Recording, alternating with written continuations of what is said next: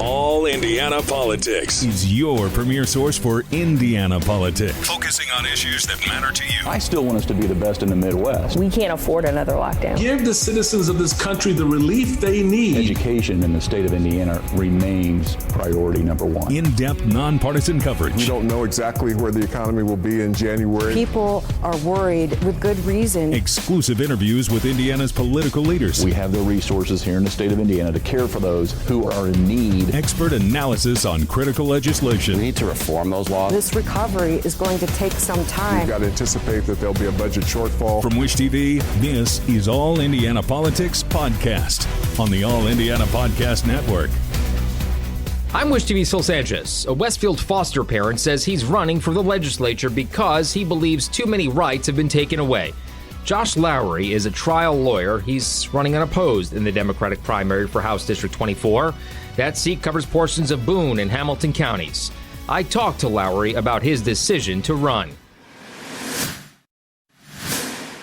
Josh Lowry joining us. Josh, good to see you. Thanks for being here today. Thanks for having me. Appreciate it. Why don't we introduce you to our viewers who maybe aren't aware of your background? Tell me what you do, family, all the good stuff. Yeah. So I'm an attorney, a foster parent, and a lifelong Hoosier. I was born and raised in Martinsville, went to IU, met my wife, and then I followed my childhood dream to try to become a pro wrestler. I saw that. I went to Ohio Valley Wrestling, same school where John Cena trained. Yep. And after I went through that, I ended up going to law school, became a trial attorney, and that's what I do now. But for me, like, my biggest thing is we're foster parents. Yeah. You know, we've fostered 12 different kids, been lucky enough to adopt 5 of them, and that's just what keeps me going each day. Okay. So is that background of being a foster parent, is that why you're interested in getting into politics here and trying to make a change on that front? Yeah. So, I mean, a lot of it is, with a lot of these kids, you're giving them a better chance than they had, right? And you're trying to help them so that they're able to grow up and be productive members of society and deal with the issues that they've come from. But we literally ran out of room in our house. Mm-hmm. We just had to build a new room so that we could adopt our 5th kid. Wow. We got nowhere else to put any other foster children. So this is the way I feel like I can give back. Yeah. So you're very busy. So going through the process, what do you think needs to change when it comes to that? Because I'm sure that's pretty high on your list of policy changes, correct? Yeah. You mean as far as the foster system? Yeah. So I'll tell you, one of the tough parts is trying to walk a line between, so the law always prefers reunification, right? So we always want to give the biological parent a chance to get the child back. And honestly, that's my job as a foster parent, right? To help that kid through the hard time until they can go back. But sometimes you have biological parents that are never going to come back, but they can just show up every now and then, and it just prolongs it for a kid. And I can't tell you the stress that there is on a kid when they just don't know things are final. Right. They don't know when their life's going to get upended. And it's very hard for them to even go to school and focus when you have no idea when your life is just going to be, set. Right. Okay, so why do you want to, you're very busy personal life-wise, you're an attorney, you got a lot going on, young family.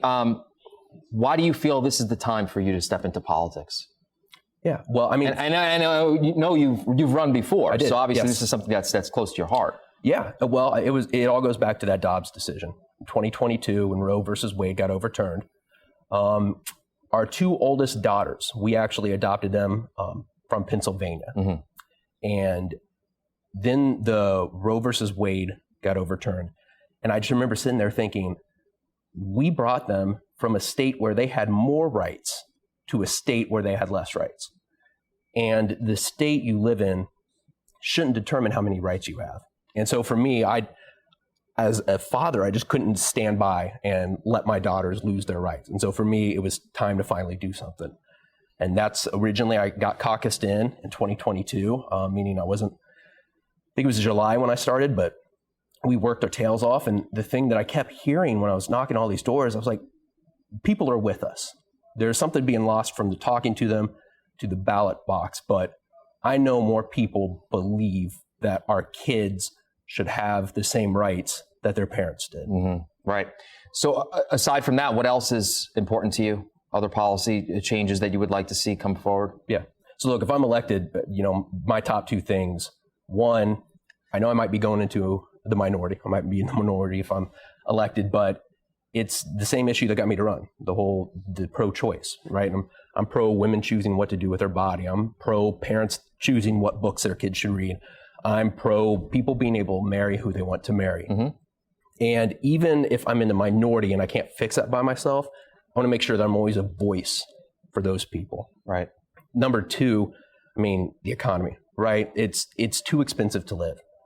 And one of the biggest things that's hurting people is the absurd cost of childcare. Mm-hmm. When my youngest daughter finally got into elementary school. Oh, I know, man. Felt like I got an extra paycheck. 100%. You know what I mean? Yes. And it's a double-edged sword of when childcare is so expensive, you're forcing people to choose between their career and their child. So not only are the child is getting behind, because there's so much science to show all the benefits of early education, but now the parent is not able to contribute to the economy. They're not able to further their career. So it's just hurting everyone. We've got to do something about childcare costs. And that's a bipartisan issue. I talked to politicians on both sides of the aisle. They both kind of feel the same way, at least the ones I have talked to in the past. So good for you for doing that, especially considering you and I are both parents. We were talking off air that we're both parents of young children. So I totally get that. How has the campaign gone so far? Because this is a tough district. We should point out Hamilton County, Westfield, Boone County. That's a tough district. Usually, it's going more purple, but it's usually leans Republican. Yeah. Well, I'll tell you. So last year, 2023 municipal elections, so I'm running for House District 24. Yeah. Within my district, you had 3 city council candidates that were basically fully encompassed in House District 24, right? You had Tim McElderry in Zionsville, Democrat. He won. Anita Joshi, Democrat in Carmel, she won. My wife Alexis actually ran for city council. She was only 23 votes away from being the first Democrat elected in Westfield. It's a lot closer than people think. And not only do we know that from these vote totals and winning, you can ask any candidate that is run in Hamilton County or Boone County. You get done and you look at the numbers, say there are hundreds, if not thousands of people that said, I'm a Democrat, that didn't go vote. We have a lot more votes out there than we're getting. We just need to make sure that we talk to people and let them know that their issues matter, because I know what's going on, right? They sit there and they say, man, well, there's not enough of us, so my vote doesn't count. You may feel that way about your vote, but when there's thousands of you saying that, in Indiana, our voter turnout is so low. Yeah. The people that don't vote are deciding who our politicians are, not the people that do vote. Josh, we're almost out of time. Is there anything else that you want to add in that maybe I didn't ask? And obviously we can have future conversations as we inch closer to the election. Yeah. I just want to tell the people that as a foster parent, I spend every day earning the trust of my kids day in and day out. And based on their past, they may not have a reason to trust me. But that's what my job is. And in my campaign and as an elected official, I'm going to do the same thing. Whether you agree with me or not, whether you agree with my policies or not, I'm going to work day in and day out to earn your trust.